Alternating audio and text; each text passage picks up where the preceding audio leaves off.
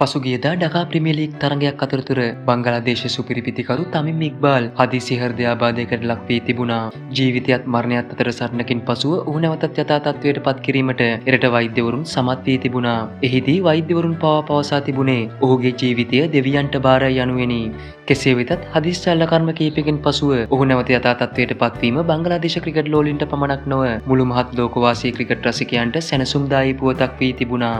ඒ වගේම මේ වන විට ඔහු අවදානම් තත්ත්වයෙන් මිදී සුවය ලබමින් සිටින බව එරට මාධ්‍ය වාර්තා කර තිබුණා. කෙසේ වෙතත් තමිම් ඉක්බාල්ට සිදුවුණු මේ අවාසනාවන්ත සිදුවීම ගැන ඔහු සංවේදීව පසුව අදහස් දැක්වීමක් කර තිබුණා. එහිදී ඔහු පළ කර තිබුණේ මෙවන් අදහසක්. හෘද ස්පන්දනය තමයි අපිව ජීවත් කරවන්නේ. නමුත් ඒ කිසිදු පෙරදැනුම් දීමකින් තොරව නතර වෙන්නට පුළුවන්. අපි මේක නැවත නැවතත් අමතක කරනවා. ඊයේ දවස පටන් ගන්නකොට මට මොකද වෙන්නේ කියලා මම දැනගෙන හිටියාද?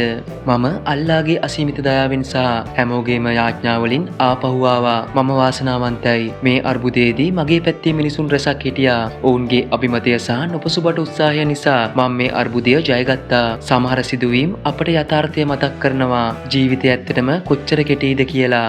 මේ කෙටි ජීවිතේ මට වෙන කිසිම දෙයක් කරන්න බෑ.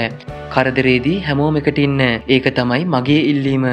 මම ඔබ සැමට මගේ හෘදයාංගම කෘතඥතාවය සහ ආදරය ප්‍රකාශ කරනවා. හැමෝම මා වෙනුවෙන් සහ මගේ පවුලේ අය වෙනුවෙන් යාඥා කරනවා. මම තමිම් ඉක්බාල්. ඔබේ ආදරය නොවන්නට මේ කිසිවක් නැහැ.